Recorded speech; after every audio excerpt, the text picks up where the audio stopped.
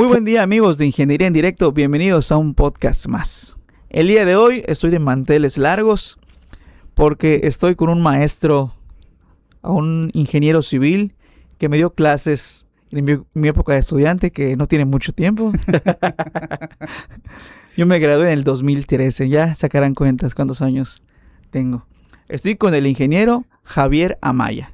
¿Cómo está, ingeniero? ¿Qué tal, Adrián? Muy bien, muchas gracias por la invitación aquí. Qué bueno volver a verte después de tantos años, porque pues no todos los alumnos regresan, ¿Verdad? Exactamente, entonces Pero nos vemos igualitos, ¿eh? es un gusto siempre verlos, ¿no? Así La verdad es, es que sí. sí.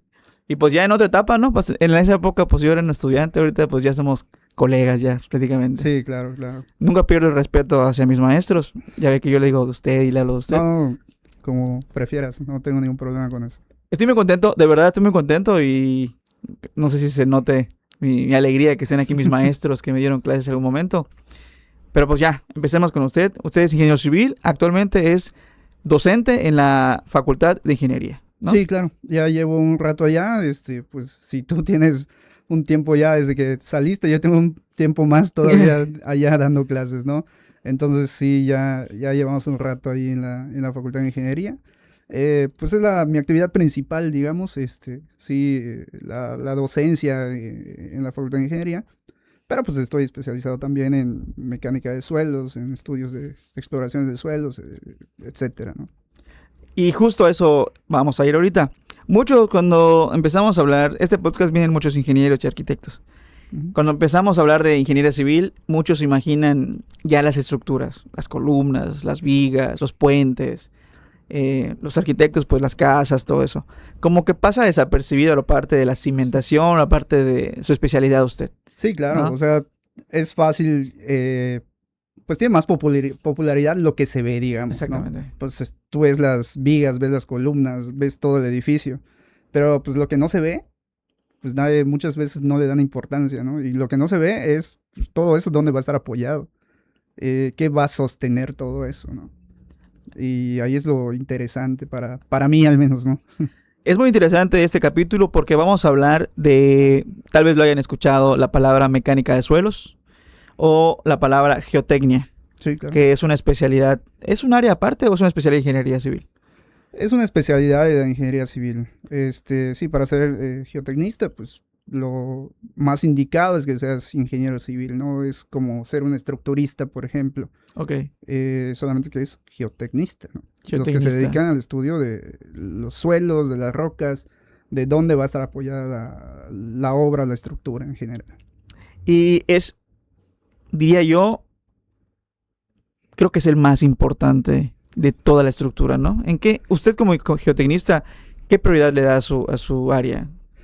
Pues en cuanto a prioridad, pues si nos vamos en orden, es lo primero, no hay nada. O sea, primero tienes que ver que tu suelo, tu roca te vaya a soportar toda tu estructura para que después puedas construir todo lo demás, ¿no? Entonces no sé si decir que es más importante el suelo que la estructura en sí, el diseño de la estructura o cualquier otro diseño que tenga que ver con la obra, pero sí es lo primero, eso sí es lo primero. Y lógicamente si no lo estudias bien, si no diseñas bien esa parte, pues vas a tener muchas fallas o puedes llegar a tener todo tipo de fallas, ¿no? Cuando mencionamos fallas, digo, ya estamos entrando un poco a temas, pero para que vean que va a estar interesante, muchos piensan en colapsos o que catastróficos, una falla. A veces Ujú. la falla no es necesariamente algo catastrófico, simplemente no salió como lo planearon y tiene resultados como grietas, asentamientos, Exactamente, así ¿no? es, la formación de grietas, los asentamientos, sobre todo diferenciales, causan muchísimos problemas. Incluso a veces tienes que permitir esos asentamientos, o sea, no es construir para no dejar que se asiente la estructura. O sea, también hay veces que tienen que dejar que se asiente la estructura, pero de manera controlada. Entonces, Permisibles. Van a salir microfisuras, así, o cómo se no, no, no, representan no, no, esos micros asentamientos. no tanto es eso, ¿no? Sino que, bueno, aquí en Yucatán a lo mejor no tenemos esos problemas, ¿no? Pero en otras partes del país, sí, sobre todo en el centro del país, pues si tú construyes para que no tenga asentamientos tu estructura, todo lo que está alrededor sí se va a seguir asentando, solo tu estructura no. Y va a parecer que tu estructura se eleva del nivel de la calle, por ejemplo. Y eso ya no es también algo adecuado, ¿no? El ingeniero civil se tiene que adaptar a todo eso para permitir que se asiente tu estructura, pero de manera controlada, para tratar de evitar que se formen esas grietas, esas fallas estructurales. Sí se puede controlar esos asentamientos, pero hay que ver cómo, ¿no? Ok. Ya, ahorita vamos a entrar ya de paso por paso al temario. A ver, ingeniero, usted me comienza aparte, tiene una especialidad, ya dije que es mecánica de suelos y geotecnia, pero tiene una maestría también, ¿no?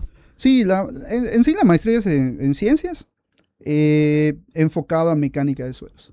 Estuve allá, bueno, la estudié en el centro del país, en Querétaro, en este caso. Estuve allá desde el 2007 al 2009, fueron 2 años que estuve ahí estudiando. Y sí, me enfoqué de plano en el estudio de mecánica de suelos, cimentaciones y temas relativos, ¿no? Fíjese que estoy tratando de recordar un poquito mi época de estudiante. Yo ¿Te creo acuerdas? que sí me acuerdo de muchas cosas. Fíjese que no me acuerdo de muchas, y no porque estoy de acá realmente. De las materias que más me acuerdo, que fue con los maestros que más me llevé, fue con los de suelos. O sea, sí, como que no sé si el hecho de estar en los laboratorios o esa parte, no sé, de las pruebas de campo, no sé qué sea, pero son los que más hice como que una amistad en su momento. Ok. Pero, siendo sincero, no es a las materias que le tenía más cariño. O sea, porque la mecánica de suelos, hay mucha teoría. Hay Sí, mucha teoría, también hay parte práctica, pero hay parte mucha práctica. teoría. Y a mí, la verdad, la teoría no se me da mucho. Era muy... En su momento lo veía difícil, había que aprender muchas terminologías, leer mucho. Y eso me causaba un poco Ok. de... Difícil, Pues lo veía un poco difícil, la verdad. Pues fíjate que yo lo veo del otro lado, ¿no? O sea, de la otra forma. Yo lo veo más práctico. Yo lo veo una asignatura muy práctica. Obviamente tienes que tener ciertas bases teóricas. Pero como te decía al principio, a lo mejor, pues en un estructurista, cuando ves asignaturas de estructuras, tú ya sabes que es una viga, ya sabes que es una columna, porque son cosas que ves, que a lo mejor aunque no estés especializado en construcción, en ingeniería, pero las estás viendo.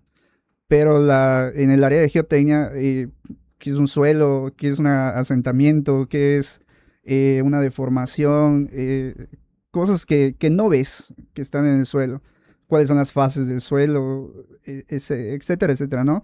Entonces a lo mejor por eso de que no lo ven muchos, pues a lo mejor por eso se les hace muy nuevo al momento de verlos, ¿no? Sí, no le ponen el suficiente... Ujú. La visión a lo que están viendo. Sí, Porque muchos, probablemente. o sea, por ejemplo, nosotros ingenieros civiles, yo como estudié una parte de eso, entiendo un poco de lo que está hablando. Pero una Ujú. persona que de casualidad se le topó este video y estamos hablando de geotecnia, no le pasa por su mente de qué estamos hablando. Estamos hablando del suelo, Sí, claro. ¿no? Y la geotecnia la puedes estudiar o la puedes aplicar en cualquier parte del mundo, ¿no? O sea, es Sí, claro, algo que es así es. a nivel... Sí, no.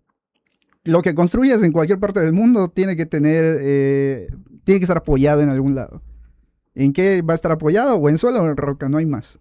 Y eso, pues, es geotecnia, ¿no? Geotecnia. Y para separar, hace ratito estábamos platicando de eso porque yo igual tenía un poquito de la Ujú. duda. ¿Cuál es la diferencia entre la geotecnia y la mecánica de suelos? Me había comentado usted que la mecánica de suelos es literal las pruebas de laboratorio con resultados, ¿no? Bueno, no tanto las pruebas de laboratorio, ¿no? Porque también entran pruebas en campo, ¿no? Mecánica de suelos lo podemos entender como saber o entender o conocer cómo se va a comportar el suelo. Cuando ustedes construyen, aumentan pesos. Hay pesos que van a estar aplicándose al suelo o al punto de apoyo por primera vez. Entonces, ¿cómo se va a comportar ese lugar de apoyo, ese suelo? ¿Cómo se va a comportar cuando se somete a cargas? ¿Se va a deformar? ¿No se va a deformar? Si hay agua, ¿para dónde se va el agua? ¿Se queda ya el agua en el mismo estrato? Toda esa parte, o si el suelo se va a romper o no se va a romper con todas esas magnitudes de las cargas. Entonces, todo eso es lo que estudia la mecánica de suelos. Y obviamente lo ve a través de pruebas de laboratorio, ¿no? Desde sacar una muestra de suelo en el sitio, llevarlo al laboratorio y en el laboratorio hacer las diferentes pruebas para conocer esos comportamientos. Y la geotecnia, digamos, ya es cómo aplicar todo ese conocimiento que ya tenemos del suelo, cómo aplicarlo a la parte práctica. Ok, ya sé cómo se comporta el suelo, ya hice las pruebas, ya se estudió, y ahora, ¿cómo decido yo qué tipo de cimentación es el que me conviene? Esa es la geotecnia, digamos, la aplicación práctica. Es un concepto de geotecnia que trata de abarcar todo, desde la mecánica de suelos hasta la ingeniería de suelos, de cimentaciones, etcétera, ¿no? Ok. Esa es la principal diferencia. Cuando habla de tipos de cimentación, pues la persona que no ha estudiado esta área se imagina la más común, sobre todo estamos en Yucatán, ¿no? Cimentación de mampostería, si acaso un dadito, una zapatita. Estamos acostumbrados a ver estructuras relativamente pequeñas. Actualmente ya vemos edificios como el rascacielos actual, que ya son estructuras un poco más grandes que tienen tal vez otro tipo de cimentaciones. Sí. Pero antes de llegar a esos temas, así rápidamente, ¿qué tipos de cimentaciones podemos encontrar? Pues las cimentaciones en general se dividen en dos grandes grupos, ¿no? Cimentaciones superficiales y cimentaciones profundas. Las superficiales son todos los tipos de zapatas, losas de cimentación, y como el nombre lo dice, están cercanos a la superficie. Es decir, no tienes que hacer una excavación muy grande para poder construir esa cimentación. Superficiales hablamos, porque a veces imaginan superficiales 30 centímetros. Superficiales hablamos de una cantidad, distancia de cuánto. Sí hay, o sea, no es no es tanto la profundidad, es más bien la forma en la que transmiten las cargas hacia el suelo, ¿no? Esa es la diferencia entre superficiales y profundas.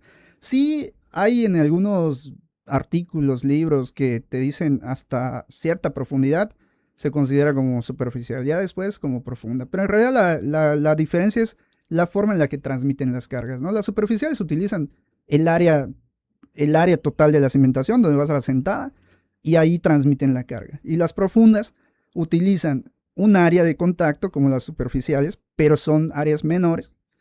Y lo que utilizan más es toda la fricción que se genera a lo largo de toda la cimentación. Por ejemplo, un pilote que puede medir 30, 40 metros de largo.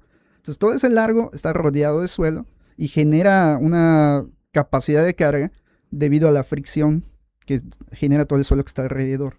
Entonces, esa es la diferencia más relevante a mi punto de vista, Sí. y no tanto la profundidad. Fíjese que a mí se me hacía muy increíble eso. Cuando empezaba a ver las materias, nunca pasó por mi mente, digo, semestres anteriores, que la fricción era una variable a considerar cuando haces un diseño. Ujú. Yo pensaba, antes de tomar la materia, que el pilote, bueno, lo que no sabe que es un pilote es como una columna, Sí, claro. básicamente muy larga y que se pone a profundidades muy Ujú. grandes para resistir edificios y todo eso, Sí, ¿no? claro. Les pondré aquí una imagen.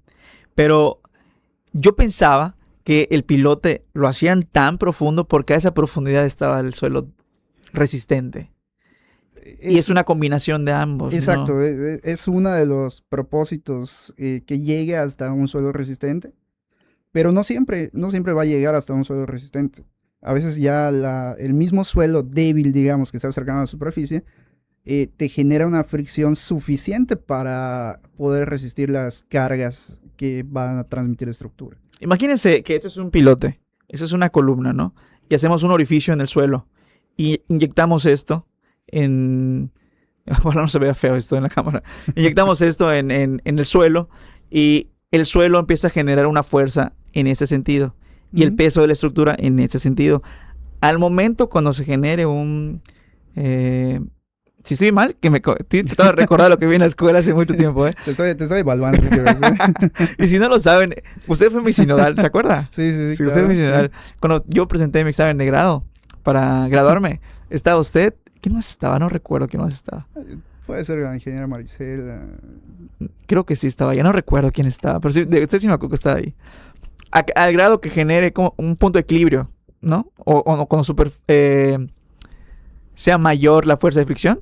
¿En qué momento se detiene la profundidad? Es que depende de las necesidades, o sea, no es solamente que resista carga, sino que depende de la estructura para que te va a servir. Puede ser que esa estructura esté sometida a momentos, si es un edificio alto, por ejemplo. Los vientos te van a hacer momentos, entonces los pilotes te pueden servir hasta como anclaje. Entonces, cada caso es distinto, no puedes decir hasta que una sola solución te va a servir para todos Claro. los casos, ¿no? Es lo bonito. Fíjense, la ingeniería civil, la neta, es algo que está... No es solamente construir casas. Es un área bastante grande. Ya les trajimos aquí ingenieros que se dedican a la hidráulica, ahorita a mecánica de suelos, hay estructuristas, hay ingenieros eléctricos, hay un montón de áreas donde te puedes especializar. Todos son ingenieros civiles y cuando empezamos a hablar de diferentes áreas se nota la... ¿cómo se lo podría decir sin que se vea así? Como que la falta de conocimiento o... Ujú. Por Sí, ejemplo, sí, sí. usted me está platicando y pareciera que pues, es algo nuevo para mí. Lo vi hace mucho tiempo. Y vamos para allá, ahorita vamos más para allá, vamos para atrás. Me Ok, gustaría hablar del ingeniero Amaya. ok, ok. ¿Por qué estudió ingeniería civil? Para usted, ¿cuál es la definición de ingeniero civil? Bueno, pues un ingeniero civil, como tú estás diciendo ahorita, se tiene que adaptar. Es decir, un ingeniero civil tiene que dar soluciones a necesidades de la sociedad. Porque, pues, la sociedad, ¿a qué necesidades me refiero, güey? Por ejemplo, necesitan una carretera para sacar sus cultivos. Necesitan un hospital para construir un edificio para un hospital. Entonces, hay distintas necesidades de la sociedad y el ingeniero civil es el encargado de resolver esas necesidades, pero desde un punto de vista de infraestructura. Darle infraestructura para que se puedan resolver esas necesidades de la sociedad, pero de manera eficiente y de manera segura, sobre todo. ¿Y por qué decidió usted estudiar ingeniería civil? ¿Qué le influenció? Bueno, es una historia un poco larga, bueno, no tan larga. La verdad, yo no tenía ni idea de qué iba a estudiar. Yo, cuando estaba en la primaria, secundaria y todo esto, yo siempre fui bueno, digamos, para las materias. No me esforzaba y sacaba buenas calificaciones. Y llegando a la secundaria, pues como todos, ¿no? Tenemos nuestros grupos de amigos. Y mis grupos de amigos me dijeron, pues vamos a la prepa, porque yo ni sabía qué era la prepa. O sea, yo vengo de una familia que pues no, nadie había estudiado ni la prepa siquiera. Llegamos a la secundaria, mis hermanos, y hasta allá, ¿no? Pero pues como mis amigos me fueron jalando, y bueno, vamos. Y nos fuimos a la prepa, y de la prepa, pues ¿y ahora qué? Y tenía un muy buen amigo que me estaba diciendo, vamos a matemáticas. Antes eran especialidades, ¿no? Matemáticas, sociales, En la prepa. socioeconómicas en la Sí, prepa, sí, sí. exactamente. Y vamos a la especialidad de matemáticas. O sea, vamos, matemáticas para mí está bastante sencillo y como tú me decías hace un momento fuera de cámaras, ¿no? Creo que es el mismo perfil que tenemos la mayoría de los ingenieros civiles. Nos cuesta un poco más la parte de la lectura. Sí, horrible. Entonces yo prefería las matemáticas, obviamente, ¿no? Pues sí, vamos a matemáticas y todo. Y de allá me dicen, ¿qué vas a estudiar? ¿Dónde te vas a ir ahorita? Sobre todo ese amigo que tenía, ¿no? Pues no lo sé. Oye, pues yo me voy a ingeniería civil, vamos, me dicen. ¿Qué es eso? No sabía ni qué era, Exacto, así me pasó. te lo juro que no sabía ni qué era. Y y pues vamos. Entonces, sí, vamos a estar allá, vamos. Y fuimos y bueno, nos inscribimos, presentamos y entramos allá, ya O sea, entró la primera usted. Bueno, ahí te voy a contar algo, pero pues no, es parte de lo que no estoy tan orgulloso, ¿no? Ok. En la prepa, igual, no solamente pues estaban las materias y todo, yo siempre he sido un fanático de jugar fútbol, no tanto de verlo, sino de jugar. Ok. Y y pues mis amigos me decían, vamos a jugar fútbol, y me salía de todas las materias. Y dije, la puedo pasar. En ese momento habían extraordinarios. Y podías presentar un examen. Si lo pasabas, pues ya aprobabas la materia. ¿En qué escuela estaba usted? Y ya estaba en la prepa 1. Prepa 1. Sí. Y y bueno, me confié y dije, sí, puedo pasar todas las materias después. Te juro que, por eso te digo, no es algo que esté orgulloso y ahí los que lo escuchen no me tomen esto de ejemplo. Pero hubieron materias en las que entré en la primera clase, no volví a entrar. Y me la pasaba jugando fútbol en las canchas. Sí, en ese momento era muy libre la prepa. Y me la pasaba jugando fútbol. O sea, jugando fútbol. Y pues pasaba mis materias, pasé todas mis materias, a excepción de una.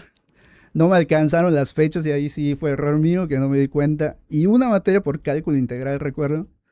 Ya no me alcanzó la fecha para pasar esa materia y me tuve que atrasar la salida de prepa. Ok. Entonces, sí presenté para entrar a la universidad, entré a la universidad, pero no salí de la prepa. Ya luego, pues te daban chance en ese momento de entrar en enero, ¿no? Eran 2 ingresos, en agosto y en enero. Entonces en agosto ya no me alcanzó porque no había salido de la prepa, me faltaba una materia y iba a entrar en enero. Pero en ese transcurso de agosto o enero, también por mucho fútbol, me fracturé la pierna jugando fútbol. Chinga. Y me quedé allá casi 3, 4 meses en cama por la fractura mientras me recuperaba. Y dije, entro, ya Año después sabático. me atraso un año y no pasa nada, ¿no? Siquiera mis papás me dieron la oportunidad, que agradezco mucho, que siempre confiaron mucho en mí y pues me apoyaron en ese momento, ¿no? Y entré, volví a presentar, tuve que volver a presentar eso, ¿sí? Entonces entré 2 veces a la facultad, digamos. Ok. Este, Y ya la segunda sí. vez entró ya. La segunda vez ya directo. entré y ya estuvo, ¿no? Y de ahí Sí. ya me quedé. Para los que no saben, entrar a la facultad de ingeniería, digo, no sé cómo es el nivel ahorita, pero cuando yo estaba en la prepa era un terror presentar en la facultad de ingeniería. No, no cualquiera entraba, recuerdo. O sea, no sé cuántos presentaban, pero entraban, no sé, voy a tirar un número, no recuerdo. Pero, por ejemplo, de mi grupo, de mi salón de la mañana y en la tarde, yo estoy en el Cobay. Ujú. Solo pasamos 2. O sea, imagínense, éramos, ¿qué será? 100 personas. Entramos, no, como 80 personas. Entramos 2.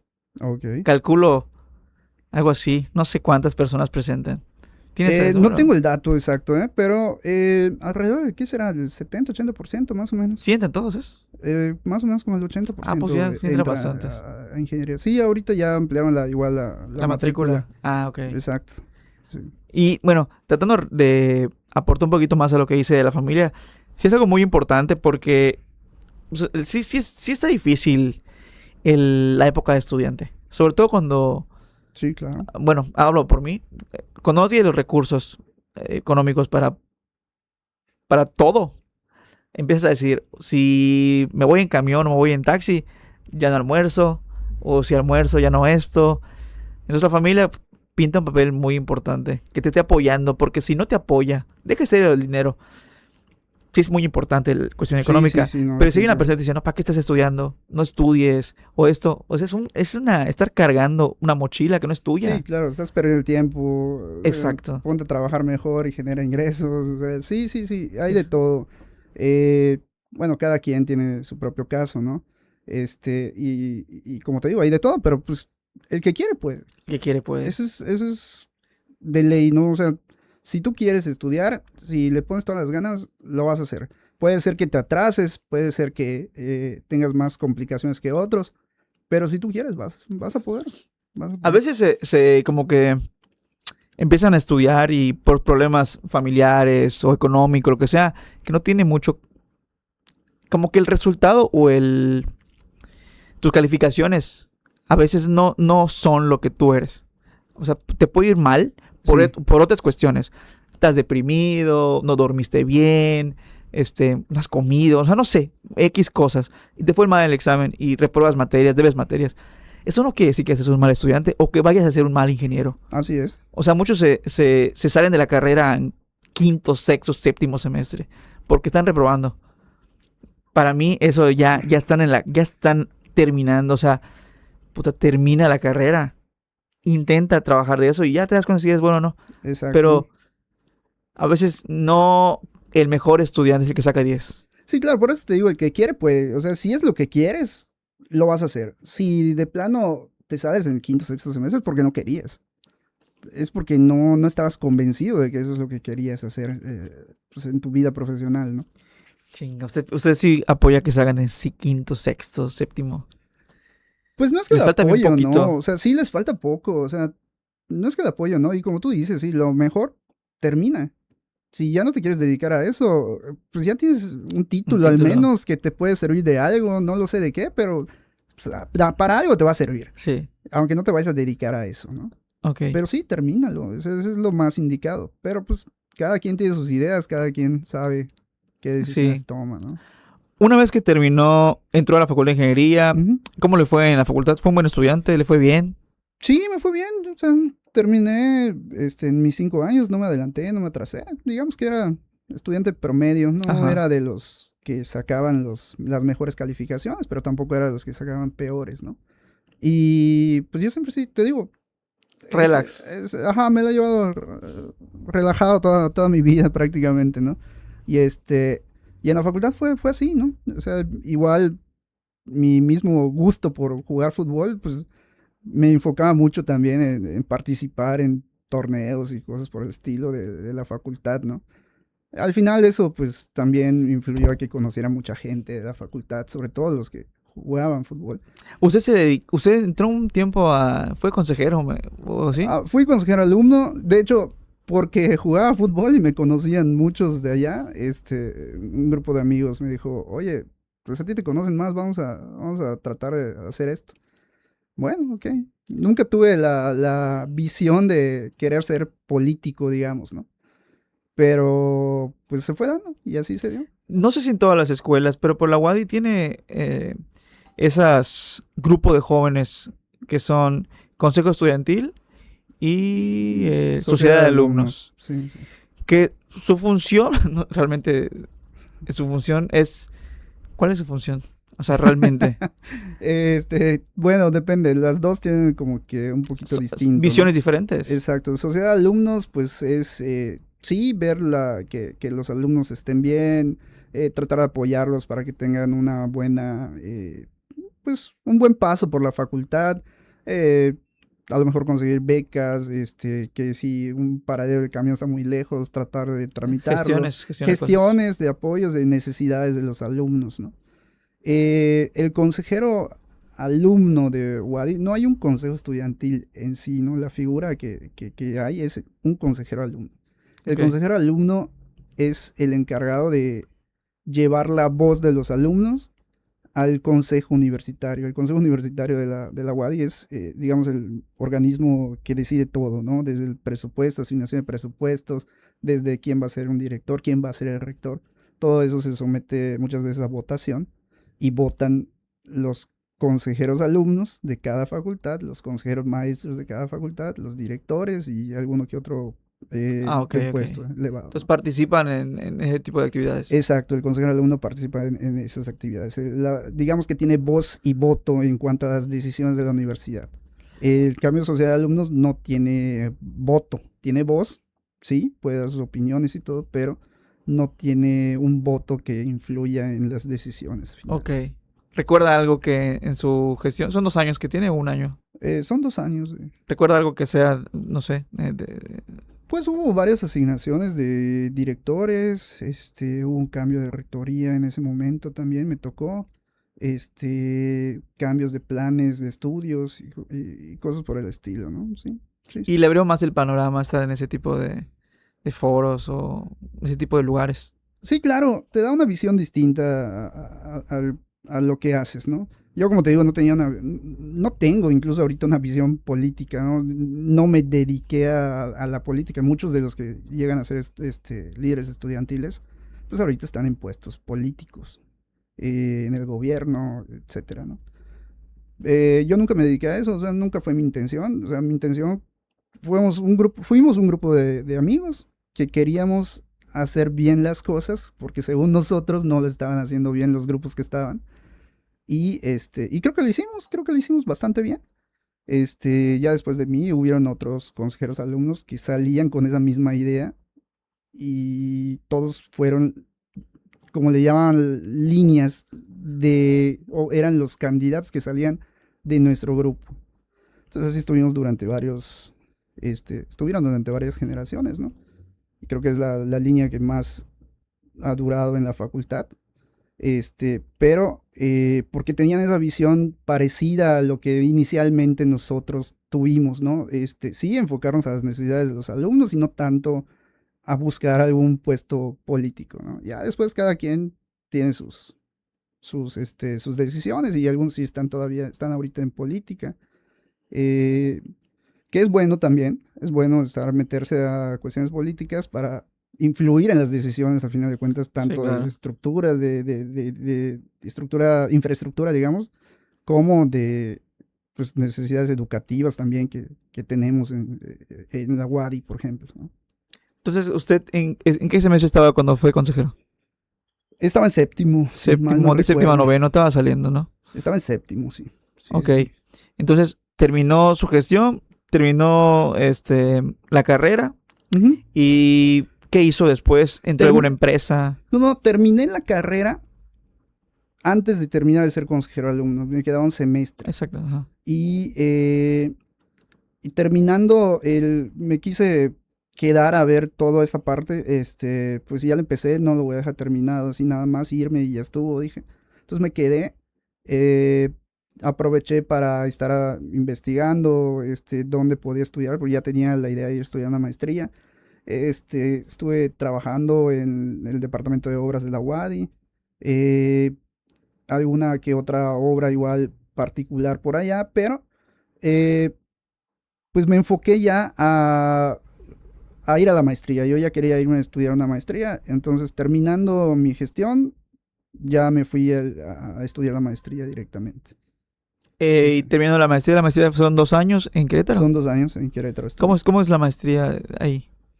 Pues como en todos lados, obviamente tiene que ser, son materias que te dan de especializadas en el área que hayas elegido y tienes que desarrollar un trabajo de investigación, una tesis, ¿no? Sobre algún tema también del área que hayas elegido. Y pues estuve yendo a clases, estuve investigando los 2 años, realizando pruebas de laboratorio para finalmente elaborar mi tesis y titularme, ¿no? Ok. ¿Usted, Ujú. su tesis sobre qué fue? Fue sobre pruebas triaxiales en suelos no saturados. En, en palabras para Eh, los mortales. lo que pasa es que cuando quieres saber, no sé, cualquier aplicación de los suelos, desde el diseño de cimentación, el diseño de excavación, el diseño de muros de contención, tienes que conocer cuál es el ángulo de fricción y cuál es la cohesión del suelo.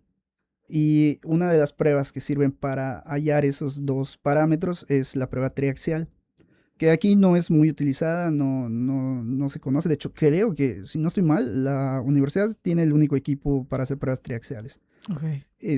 aquí en Yucatán.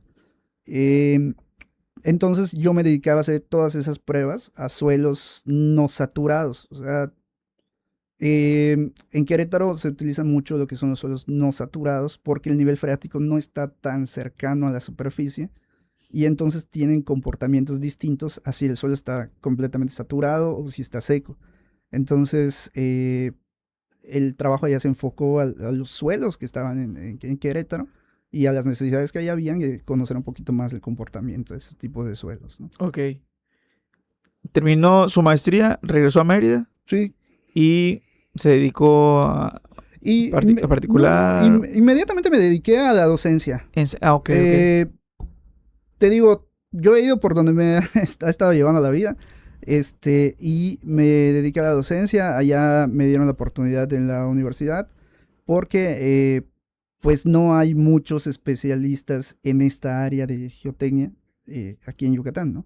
Ok. Y entonces, pues había una necesidad allá y, pues me ofrecieron el trabajo, y pues lo acepté, ¿no? Entonces, ahí sigo y hasta ahorita.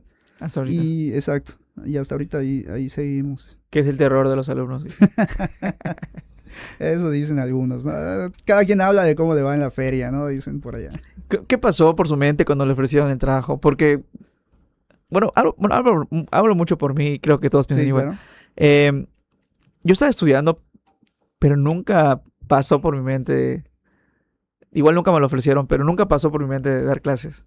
Ujú. ¿Por su mente pasó alguna vez eso de dar clases? No, por supuesto que no. O sea, ¿Y cómo fue? Porque para ser maestro, sí hay que tener vocación. O sea, sí hay que... No cualquiera es maestro. No sí, cualquiera es claro. un buen maestro. Así es. No cualquiera es un buen maestro. Cualquiera puede ser maestro. Sí. Cualquiera puede tratar de enseñar algo, pero no cualquiera puede ser un buen maestro. Y pues bueno, a mí me lo ofrecieron y dije, bueno, está bien, voy a intentarlo. Pues tenía ya ya yo ya estaba formando mi familia también y todo, y entonces dije, pues eso me parece bastante bien. el empleo. Y pues me dediqué a eso, ¿no? Y obviamente pues tienes que enfocar, tienes que prepararte también para ser maestro. No solamente es ser ingeniero civil y ya estuvo, ¿no? Se vas a enseñar ingeniería civil, sí, pero aparte de saber de los conocimientos técnicos, también te tienes que preparar como maestro. O sea, Pero realmente, si yo me pongo a pensar en mis maestros que tuve en la facultad, no estoy hablando mal de un maestro, pero estoy hablando de la realidad de cómo eran muchos maestros. Y lo veo bien, fíjese. Por eso digo que yo tal vez sea un mal maestro, porque voy a agarrar de ejemplo lo que me tocó. ujú, Muchos decían, ¿sabes qué? No me interesa si entras o no entras a las clases. sí, Te voy a enseñar lo básico. En el examen nos vamos a ver. Y podías no entrar a las clases. O sea, realmente no ibas a clases. Yo llegué a tomar la palabra de algunos maestros que no iba. sí. Y en el examen a veces reprobaba, a veces pasaba. Pero, no sé, siento que eso está bien. O sea, la vida real es así. Pues Así, fíjate que yo soy uno de esos, sí, yo desde el primer día les digo a los alumnos, pues ustedes si están acá es porque quieren ser ingenieros civiles. No tengo por qué estarlos obligando a que vengan o que vengan solamente por una asistencia, ¿no? O sea, si ustedes están acá es porque quieren aprender para ser ingenieros civiles. Entonces ya es decisión de ustedes, ya son mayores de edad, ya no están en primaria, secundaria. A mi hijo de sí. secundaria tengo que estar allá atrás de él para que haga su tarea, sí. Pero ustedes ya son mayores de edad, ya están acá por elección, entonces creo que no es el papel del maestro estarlos allá, Arreando. arreando para que vayan a clases. Obviamente sí, darles las herramientas, tratar de que aprendan, estar pendientes de ellos, pero no estarlos obligando, como tú dices, arreando para que vayan a clases. Ese es mi punto de vista, ¿no? Cada Claro. maestro tiene su Y yo propio punto de comparto ese vista, ¿no? sentimiento. Porque realmente una vez que sales a la calle, me pasó de que, chinga, no, no aproveché mi escuela y ahora tengo que pagar a tal vez algún maestro o algún colega Sí, para sí, que me sí, resuelva algo que no sé, que no exacto. lo sé resolver. Que a veces yo pienso igual, que no lo tienes que saber todo. O sea, si estás en la escuela y tú ya sabes qué quieres hacer, pasa la materia y ya, porque yo no conozco un ingeniero civil, Ujú. no al que tenga la mente brillante, que sea Que sepa de estructurista, todo, que sea de así suelos, es. que sea geotecnista, que sea Sí, claro, hidráulico, o sea, así es. no. O agarra su especialidad. Si eres constructor, vas a contratar al Ujú. estructurista, vas a la mecánica de suelos, al eléctrico, vas a empezar a llamar a las especialidades. Porque no fue tu área y tampoco te vas a poner a hacer todo, no te va a dar el tiempo. Yo así lo veo. O sea, escoge qué quieres y lo demás aprende lo básico para que puedas tener herramientas para poder leer algo de lo que te están entregando, saber qué están hablando, pero hacia el 100% todo, no, no conozco a alguien. Sí, claro. Igual, como les digo a mis alumnos siempre, o sea, no es que vayas a aplicar esto que te estoy enseñando, a lo mejor no lo vas a aplicar, pero te está dando las mismas herramientas para que tú sepas cómo resolver ciertos problemas. O sea, no te gusta el área que donde yo doy clase, no te gusta la geotecnia, ¿no? Pero la tienes que pasar y tienes que ver tú cómo pasarla. O sea, tienes que estudiar para probarla, tienes que aprenderte esos temas eh, y no los vas a volver a ver a lo mejor. No lo sé. Ah, es un podcast nada más. Pero está, exactamente. Pero estás aprendiendo cómo investigar, cómo enterarte, cómo resolver esos problemas, que a lo mejor los vas a ver una vez. Y cuando estés en obra vas a tener un solo problema, tienes distintos problemas todas tus obras, en cada una de tus obras, y a lo mejor ese mismo problema no lo vas a volver a tener nunca. Pero pues ya sabes qué tienes que hacer, ¿no? Investigas, ves que ya hicieron los demás, lo aplicas, lo resuelves. Entonces esas herramientas también son bastante valiosas que a veces no se ven. No se ve. No solamente es la parte académica, sino esas herramientas que se le dan al alumno durante las clases. Que es la formación del La ingeniero, empezar a formación, resolver. exactamente, así es. Así es. Ok. Y a ver, ya hablamos de la parte de la docencia. Actualmente está dando la materia de Ujú. geotecnia. Ya me comentó que desde que salió de la maestría empezó a dar clases. Sí, claro. También he trabajado, me comentó en particular algunas cosas. Sí, hay algunos exalumnos, sobre todo, que saben que estoy en esta área. Cuando necesitan algún estudio de mecánica de suelos, pues me han hablado. Y, sí, yo te lo hago, tienes la maquinaria. Bueno, perfecto, hacemos las exploraciones y todo. y yo te hago los informes, etcétera, ¿no? Si voy a la obra, lo vemos y se puede hacer sin problema. Y sí, han habido algunas obras que hemos hecho en la playa, aquí mismo en la ciudad. Entonces, por ahí sí hay estudios en los que he participado, ¿no? Ok. Ya empezamos a hablar, si quiere, ya de lleno a lo que es la geotecnia y la mecánica de suelos. ¿Mm? Vamos a enfocarnos un poco en Yucatán, porque estamos en Yucatán. Sin embargo, podemos hablar un poquito más de lo demás. Ya mencionamos qué es la mecánica de suelos y qué es la geotecnia, pero por si se saltaron esa parte, lo podría volver a repetir. Sí. Mecánica de suelos es el estudio del comportamiento de los suelos cuando se les somete a cargas distintas a lo natural, digamos. Y la geotecnia es la aplicación de esos conocimientos que ya se tienen del suelo a la elaboración de cimentaciones, a la elaboración de muros de contención, a la elaboración de todo el sistema que te va a soportar la estructura, sea cual sea, ¿no? Si transportamos esos conocimientos a Yucatán, creo que, bueno, en Yucatán es muy igual el tipo de cimentación que resuelve todas las estructuras. Mampostería, columnas, dados, casi. Bueno, mampostería es un tipo de zapata corrida. La única diferencia es que pues no utilizas tanto concreto y no utilizas el acero de refuerzo, ¿no? O sea, te abarata los costos de la cimentación. Y sí, la mampostería es una muy buena solución, siempre y cuando no sean pues estructuras o obras grandes, digamos, ¿no? Casas de 1 o 2 niveles sin problemas se puede hacer con mampostería, ¿no? Sobre todo porque aquí en Yucatán la roca está a muy poca profundidad, entonces la roca tiene buena resistencia y y cualquier cimentación que tú apoyes sobre la roca pues te va a dar una buena resistencia para ese tipo de obras, de casas, digamos, ¿no? Ya cuando son edificios más grandes, pues sí, ya hay que hacer un estudio más. ¿A qué le llama más grandes? ¿A partir de 3 niveles, 4 niveles? Pues es que no hay digamos, un límite para cuándo considerarlo grande o no, ¿no? Y depende también de la función, de las necesidades que vaya a tener cada obra, ¿no?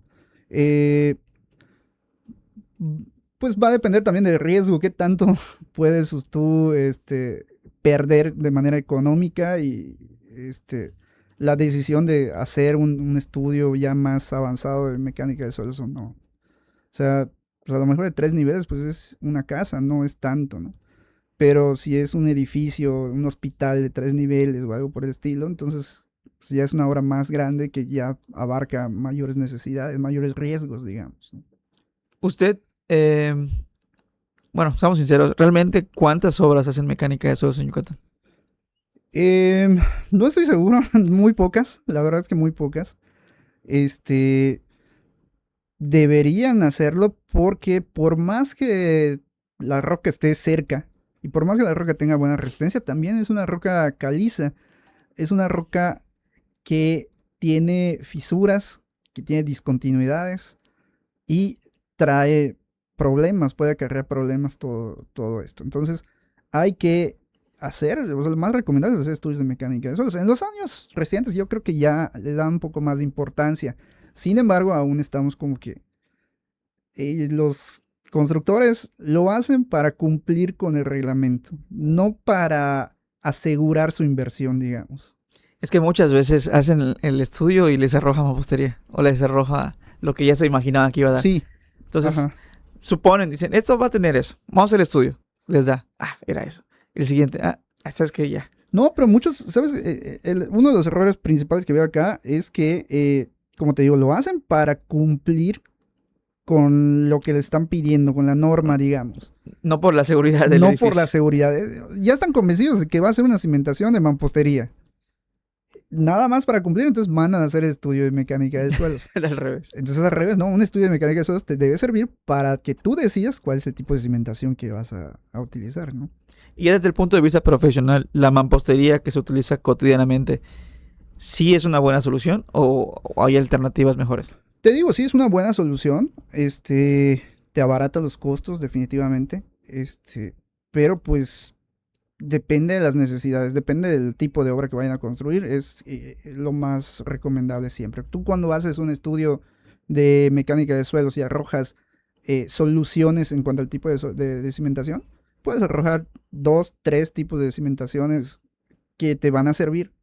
Entonces, ya depende de las necesidades, tú te decides por alguna, ¿no? Sí, aparte es una de las soluciones más económicas Sí, en comparación con... obviamente parte del ingeniero es hacer una solución eficiente. Eficiente. Que es lo más eficiente, que esté seguro y que sea lo más económicamente posible. Fíjese, me pasó hace como 2, 3 años que me contrataron. Bueno, no me contrataron. Me llamaron para hacer un presupuesto de un terreno muy grande. Que ya lo habían iniciado y lo dejaron para la obra. Entonces me dijo, quiero que continúes con la barda. Así como lo están haciendo acá. El albañil que le estaba haciendo era un albañil de Puebla, no sé de dónde. Y ya no va a seguir. Entonces vi la barda y tenía hecho puro armado con un talud de concreto armado. Ok. Cadenas creo que de 30x30 con block de 15. Es un monstruo para una barda. Para una barda. Y le dije, sí puedo hacer la barda, o sea, sin problema. La puedo seguir así como está. El señor no era de acá. Pero creo que está sobradísimo lo que están haciendo acá. Va a gastar un dineral en su barda y es innecesario. Creo que esta barda, la solución aquí es mampostería con piedras. Ah, como con piedras, se va a caer, no sé qué. No se cae, o sea, va a quedar bien. Pero muchas personas que no son de acá ven ese tipo de cimentación como que no va a resistir o que Sí, claro. no está buena. Ajá, exacto. Sí, puede ser que tengan esa visión. Y no solamente en obras particulares, ¿no? Me ha tocado ver también obras de gobierno federal, sobre todo, que traen edificios que van a construir y el diseño lo hacen desde el centro del país, supongo, ¿no? Entonces, la cimentación que están proponiendo es la que, como si fuera en el centro del país, pero pues son distintas los estratos que tenemos acá, lo que tienen en el centro del país. Entonces, hay soluciones más eficientes que se podrían hacer. Por ejemplo, me tocó ver una obra de un solo nivel con pilas. O sea, cimentado con pilas, una obra de un solo nivel, un edificio federal. ¿Aquí en Yucatán? Sí, claro.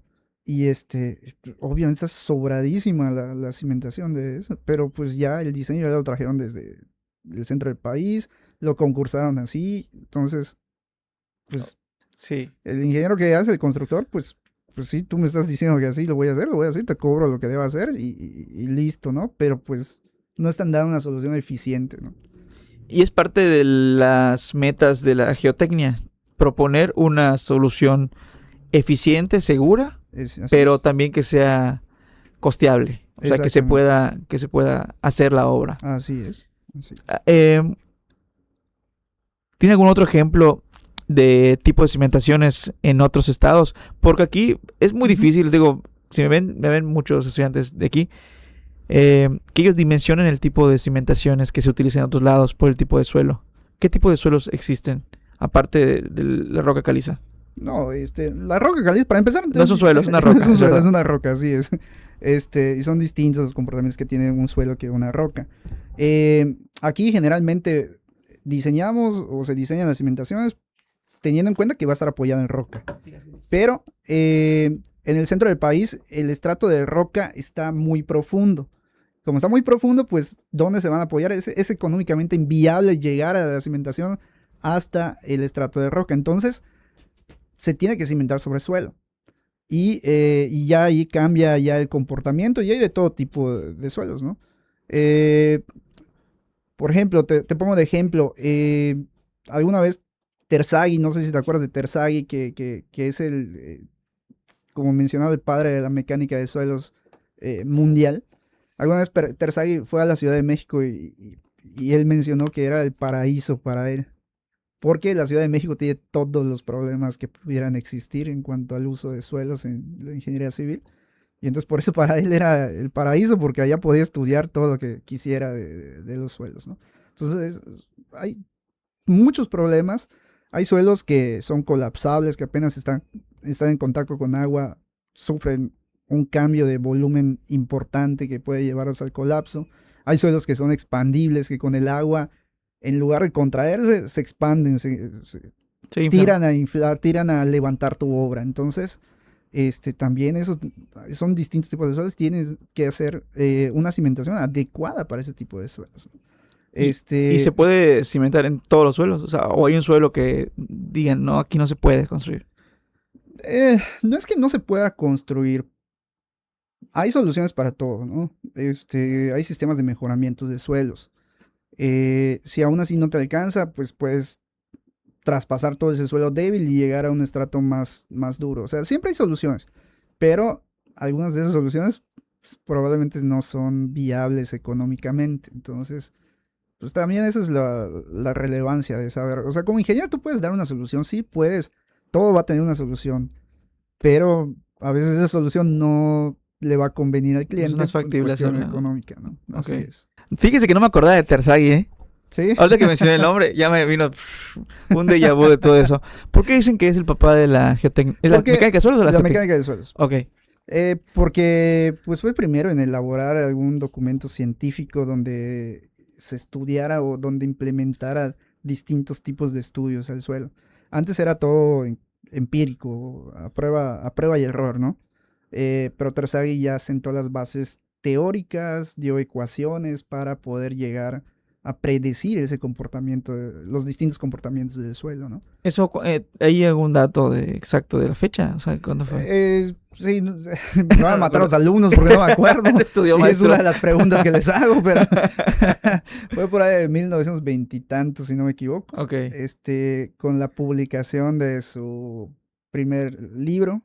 eh, Estaba en alemán, si no me equivoco, ese libro, pero el título del libro traducido era Mecánica de suelos, ¿no? Tiene más de Ya, 100 años, o sea. sí, ya va para eso, supongo, ¿no? O sea, no te digo, no recuerdo el año Ok. exactamente, pero va más o menos ya para 100 años, ¿no?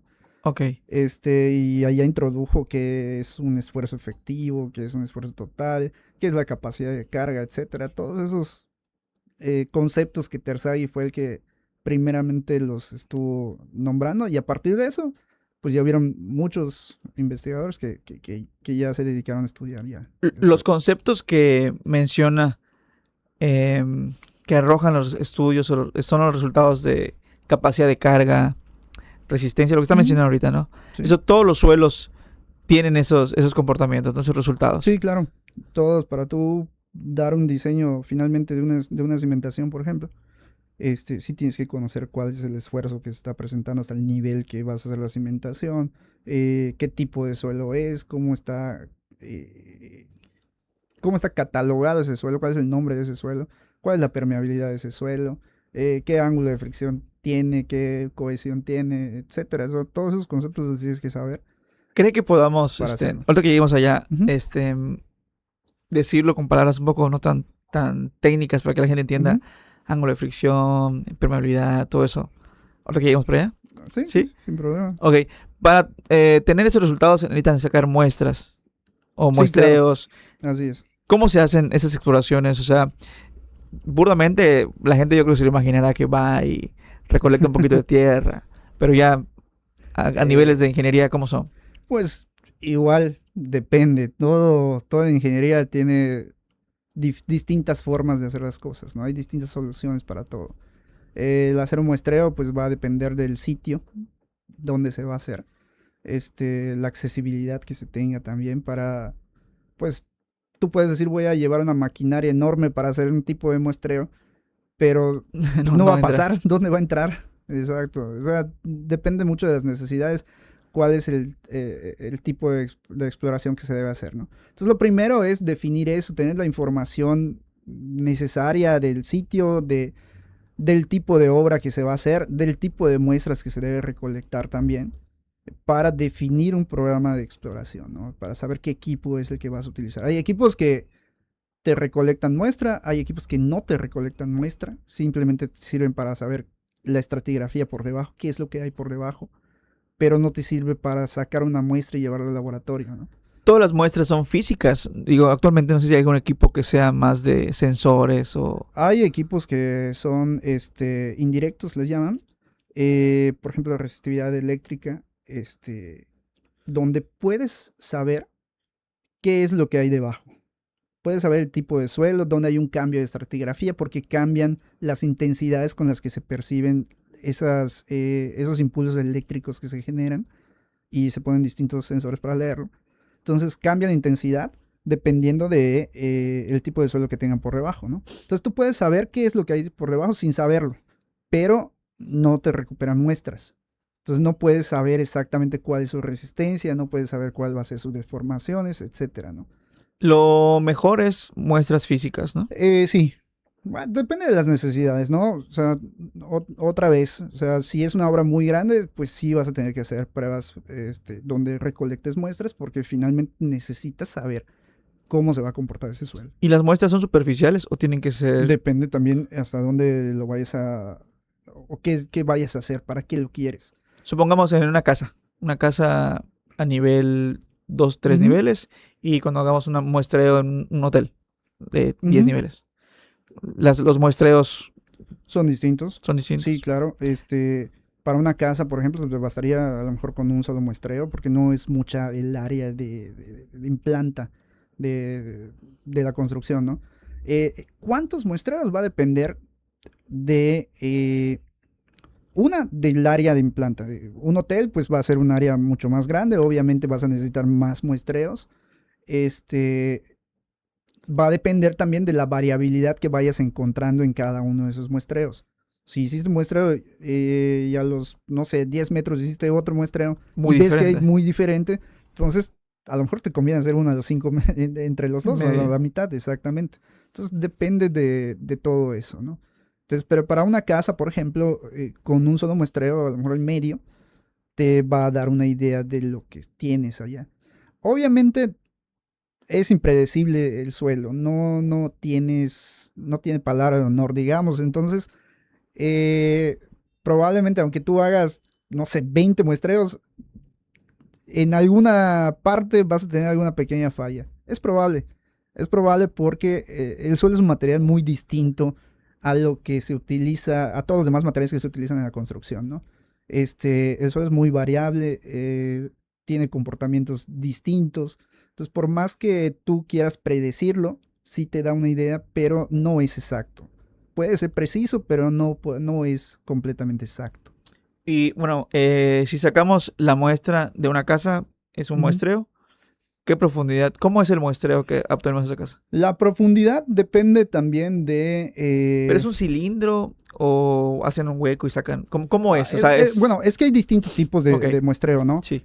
Hay muestreos de percusión que, como el nombre lo dice, pues mediante golpes. Meten un tubo, digamos, hueco y mediante golpes le van dando golpes para que vaya penetrando en el suelo. ¿Es el de penetración estándar? Bueno, penetración estándar es uno de los métodos de percusión. Sí, Todavía te acuerdas, ¿eh? Entonces, ese es uno de los métodos de percusión. De hecho, es uno que se utiliza mucho aquí en Yucatán. Cada método tiene sus limitantes y sus ventajas y desventajas, ¿no? Por ejemplo, la penetración estándar es buena en suelos, pero si tú llegas a roca ya no te va a servir, ya rebota el muestreador. Por más golpes que tú le estés dando, va a rebotar el muestreador. E incluso vas a dañar hasta el equipo. Entonces, esas, por ejemplo, sí recolectan muestra y esos equipos van penetrando. Es un pequeño orificio que se va haciendo, ¿no? Pero hay equipos, por ejemplo, rotatorios que usan brocas ya de mayor diámetro, por ejemplo. Sacan el núcleo. Y sacan núcleo de roca, sacan suelo también, pudieran llegar a sacar suelo. Y esos sí son más recomendables cuando hay roca, cuando hay suelo, etcétera, ¿no? Entonces, depende de las necesidades, es lo que tú vas a tener. Y están los indirectos, los que te mencioné, por ejemplo. También, si no es tan relevante el conocer todas esas propiedades del suelo, simplemente lo que quieres es saber la estratigrafía o hasta dónde está el nivel freático, con la resistividad eléctrica es más que suficiente, ¿no? Y esos que son indirectos, ¿son aceptados para un...? Porque cuando se hace un análisis, se entrega, bueno, no sé, como el estructurista que te firman el estudio que se hace, ¿no? ¿Son aceptados esos los estudios? Es que depende de las necesidades nuevamente, o sea, sí pueden ser aceptables dependiendo del tipo de obra, ¿no? Si no es una obra muy grande, pues sí, puedes saber nada más hasta dónde está el nivel freático y qué estratos tengo, es todo lo que necesito. Eso puede ser por resistividad eléctrica, puede ser por penetración estándar, puede ser por rotación y ya va a depender Uno del equipo con el que cuente, porque aquí no todas las empresas tienen un equipo para hacer resistividad eléctrica, no todos tienen para hacer penetración estándar, o no todos tienen para hacer los sondeos de avance controlados, los rotatorios. Incluso ahorita hay unos que están utilizando los hidroneumáticos también, que no cualquiera los tiene. Entonces, ¿Cómo son esos? los hidroneumáticos utilizan la presión del agua y para estar generando como que un orificio, van excavando, ¿no? A través de la presión del agua y sacan allá los estratos que hay. ¿Quiere tirar un comercial? Porque me acuerdo que un amigo de usted tiene su empresa que se dedica a eso. No, tengo varios conocidos bueno. que se dedican a eso. O sea, sin comercial. Para mí no es su empresa. Ok, perfecto. Exacto, entonces no sé, no quiero meter en problemas a nadie, pero pues hay varios. Ok. Bueno, ya en un hotel, pues sería, depende del hotel, son varios muestreos que se necesitan. Sí, generalmente también una combinación de métodos de exploración también puede ser bastante bueno, ¿no? O sea, no sé, hacer una penetración estándar hasta donde haya roca y de la roca ya haces un avance controlado para saber si esa roca está sana o tiene fracturas o tiene cavidades o hasta dónde llega ese estrato de roca, porque a lo mejor es una sola placa de roca y tú dices, ya llegué a esta placa, a la roca y ya me va a aguantar, ¿no? Pues a lo mejor es una sola plaquita que tiene y si le penetras más vas a ver que hay más suelo o hay cavidades allá y eso ya te va a afectar, entonces. No sé si he escuchado cuando hacen las cimentaciones, he ido a muchas obras, la prueba que hacen es la barreta en la laja. Sí. Y ya llegamos a piedra ahí, desplanta ahí, ya estuvo. Ajá, exacto. La pueden encontrar a 1 metro, a 50, 40, pero ya llega una laja ahí y desplantan. ¿Eso cómo lo ve? Pues bueno, como te digo, si no es una obra importante, pues está bien, ¿no? Son soluciones empíricas, son soluciones prácticas que sí te pueden dar una buena solución, pero siempre y cuando no haya un riesgo importante, ¿no? Si hay un mayor riesgo con un tipo de obra más grande, van a haber mayores afectaciones. ¿Cuál es el riesgo? ¿Un colapso podría pasar? Puede ser un colapso, exactamente, puede ser un colapso, podrían hacer que se formen fisuras únicamente, pero, por ejemplo, si es un hospital, no tienes unas fisuras allá, entonces no vas a arriesgar la vida de todos los pacientes que están allá. Claro. ¿no? Me sorprende demasiado. He visto está de moda con las redes sociales, que una persona estaba construyendo su casa y está haciendo su fosa séptica o su pozo y un cenote. Sí, y hacen las fotos donde está el cenote, la caverna, y la casa está encima del cenote. Con la casa ya grande y todo el rollo. O sea, eso quiere decir que el suelo que tenemos, la roca que tenemos, resiste muchísimo. Pero sí, tiene buena resistencia. Bueno, en realidad está catalogada como una resistencia baja a mediana, ¿eh? No es de las más duras la roca que tenemos acá. Pero en Yucatán estamos acostumbrados a que toda la construcción es prácticamente horizontal, no es vertical. Exacto. Entonces no son grandes cargas que se transmiten y fácilmente pues pueden soportar. Pero si ya es una estructura vertical, entonces sí ya puedes tener mayores problemas, ¿no? Y sí podrían colapsar. Sí. Por ejemplo, yo sé que en el centro de Mérida, donde está la zona de la catedral y todo eso, hay muchas cavernas. Sí. ¿Sabe usted qué cimentación utilizaron en la catedral? No, ni idea, ¿eh? La verdad es que no me he puesto a ver eso. No sé exactamente. Pero imagínese el peso de la catedral. Ajá. Yo creo que utilizaron piedras. O sea, lo más probable es que ellos utilizaran mampostería, ¿eh? Lo más probable. Pero, pues, no sé cómo lo hayan solucionado, la verdad, no. Exactamente. Fíjate que un buen tema para leer ahorita que ya me diste. O sea, porque es un peso enorme. O sea, ahí sí claro. Se podría considerar que es una construcción vertical. Pues está alta. Sí, claro. Y pesa muchísimo. Así y hay cavernas. Y hay cavernas allá. Sí, pues está impresionante. Ok. Una vez que tenemos esas muestras, esos muestreos, ya es la parte de laboratorio que se llevan a analizar. Sí. ¿Qué pruebas se le hacen ya en laboratorio? En laboratorio generalmente deben ser pruebas de resistencia y pruebas de deformación. Y pruebas de permeabilidad también. Bueno, depende del sitio donde estén construyendo. Aquí en Yucatán, por ejemplo, ¿qué te convendría saber? Pruebas de resistencia, ¿qué tan dura va a ser la roca o el suelo, ¿no? Hay distintas pruebas de compresión donde se puede hallar cuál es el máximo esfuerzo que el suelo o la roca pueden soportar antes de romperse, ¿no? Este, no, aquí en Yucatán no se hacen tantas pruebas de asentamientos porque no se producen asentamientos. Cuando tú llegas a roca, prácticamente ya no se producen asentamientos. Entonces, Y he escuchado muchas veces que muchos ingenieros dicen que es normal que se hagan fisuras y que se asiente la estructura. eh, porque son leves los asentamientos, no van a, no van a ocasionar un daño importante, ¿no? A lo mejor esas fisuras que se ven, si se presentan, a lo mejor no solamente es por la roca, sino que no llegaron. Muchas veces No también llegaron. sí me ha tocado ver que algunos albañiles, por tal de cobrar, o sea, si tú no, o mucha gente no contrata ingenieros para hacer sus casas, eso estamos de acuerdo, ¿no? Me sale más barato con el albañil, Sí. como siempre, ¿no? Si tú no tienes a alguien que lo supervise, puede tener fallas, pueden aparecer esas grietas que tú mencionas, ¿no? ¿Por qué? Porque los albañiles, y me ha tocado verlo por experiencia, te lo digo también, que no llegan a la roca. Excavan y ya excavan, no sé, un ¿Un metro, por metro ejemplo. o Exacto, laja? Lo que se usaba exacto, primero. exactamente. Entonces, si excavan solamente un metro, no se van a sentar sobre roca. Hay una capa de suelo todavía allá. Y si esa no está compacta o no está, o tiene ciertas propiedades, ¿no? Va a haber esos asentamientos, ¿no? Este, sí, hasta en mi propia casa me ha tocado ver que algunos muros se Se van gritan. fisuras, se agrietan, pero porque no se supervisó de que hayan llegado completamente a la laja, ¿no? Yo he visto donde hacen ampliaciones o las mismas promotoras. No Ujú. voy a hablar de las promotoras, pero que están por aquí por Cauquel o por aquí por las Américas. Excavan y no tienen ni siquiera piedras. O sea, no Ujú. está la piedra, dos piedras, y ya luego está el suelo. O sea, no llegaron a laja, no llegaron a nada. ¿Cómo no quieren que se agriete? Exactamente, es que eso es otra cosa, ¿no? O sea, muchas veces ese tipo de promotoras, por ahorrarse pues esa inversión de la excavación al final de cuentas, eh, pues lo hacen así y sí, empiezan a aparecer fallas.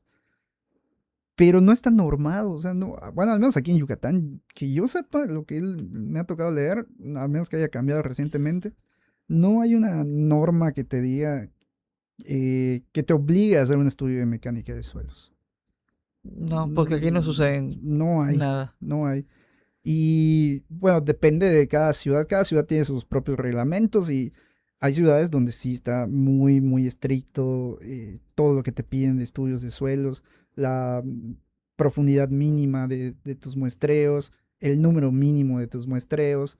En la Ciudad de México también, por ejemplo, depende de la zona donde vayan a construir. Está dividido, si no me equivoco, en 3 zonas. Entonces, en una zona son unos requisitos, en otra zona son otros requisitos más estrictos y en otra todavía más estrictos. Entonces, depende de las ciudades. Y como aquí, pues no ha habido esas fallas relevantes, digamos. Porque de que hay fallas, como tú Sí. mencionas, ¿no? Se aparecen fisuras, aparecen cosas, pero no son riesgosas, por así decirlo. Entonces, no ha habido la necesidad de normalizarlas, ¿no? Entonces, hasta donde yo sé, hasta el día de hoy no hay No alguna hay. norma Lo que que mencione escuché eso. últimamente, que está un poco fuera del tema, pero me Ujú, parece muy interesante, es que ya están haciendo los cursos de albañilería, de albañil. ujú.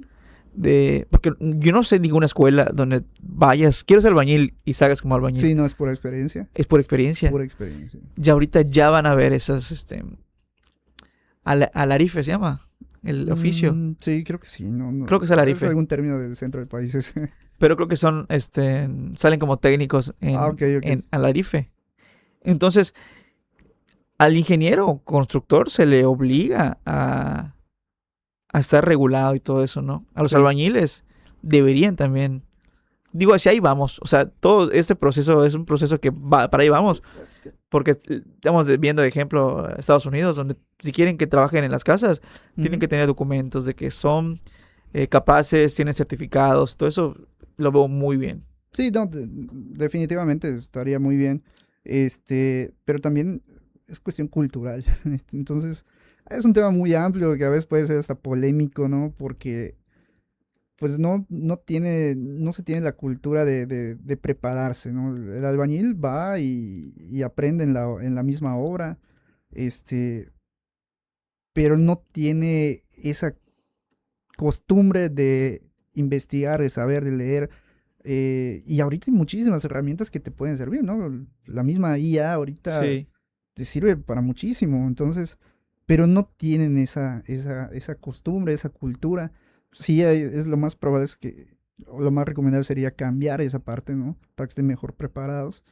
Pero pues también hay muchas cuestiones sociales que tomar en cuenta y es complejo, un poco complejo, pero pues ojalá y sí. Ojalá y se cumpla, porque los albañiles, hay muchos albañiles muy buenos, Sí, claro. por experiencia empírica, y hay unos que son muy malos. Hay unos que son Pero muy... ¿cómo tú, mortal, que no sabes nada de construcción, puedes identificar uno bueno y uno malo?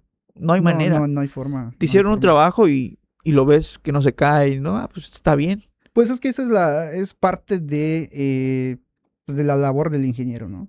Bueno, suponiendo que no contratan. Si contratan a un ingeniero, sí. Ajá, si Pero si no lo contratan, si contratan, no lo contratan, ahí sí no hay forma. Y es el riesgo que tienen, ¿no? Las personas sí, que deciden hacerlo de esa forma, ¿no? Sí, va a ser más económico. Y así como te puede salir muy bien, también te puede salir muy mal. muy mal.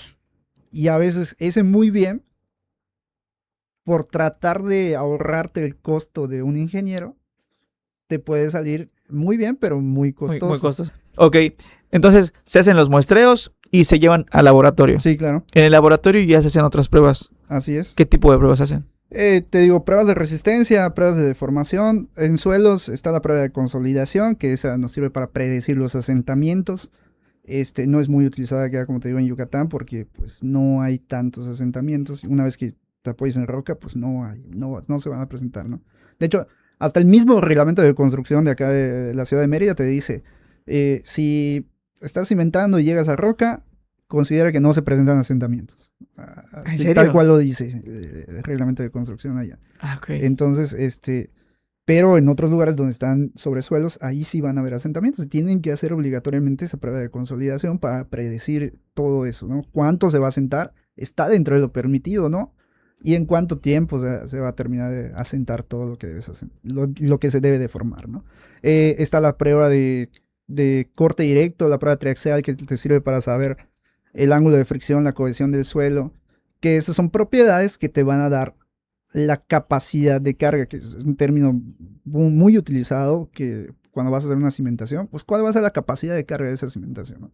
Entonces eso depende del tipo de cimentación y depende de las propiedades del suelo, pero las propiedades más relevantes del suelo son esas, la cohesión y el ángulo de fricción que hay que conocer y a través de las pruebas de corte directo, pruebas triaxiales, puedes saber esos valores. ¿Qué es cohesión? ¿Y qué es...? En términos prácticos podemos decir, la cohesión, digamos que es la fuerza de atracción, es un esfuerzo, pero es una fuerza de atracción entre las partículas sólidas del suelo, que permiten que se mantengan unidas.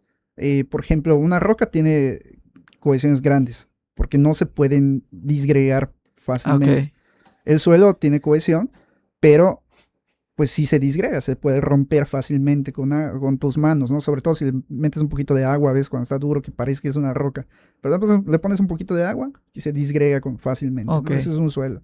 Entonces la cohesión es esa como que fuerza de atracción entre las partículas, por decirlo de una manera práctica, ¿no? Y hay un parámetro donde tú evalúas que dependiendo de la fuerza de cohesión es el tipo de suelo o la resistencia que tiene ese tipo de suelo. Sí, es conjunto, la cohesión y el ángulo de fricción te va a dar la resistencia cortante del suelo, o sea, todo está evaluado en términos de la resistencia ¿Y el cortante. ángulo de fricción?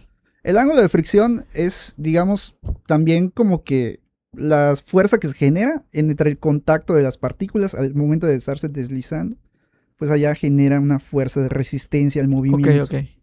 Entonces eso es lo que se conoce como la fricción del suelo.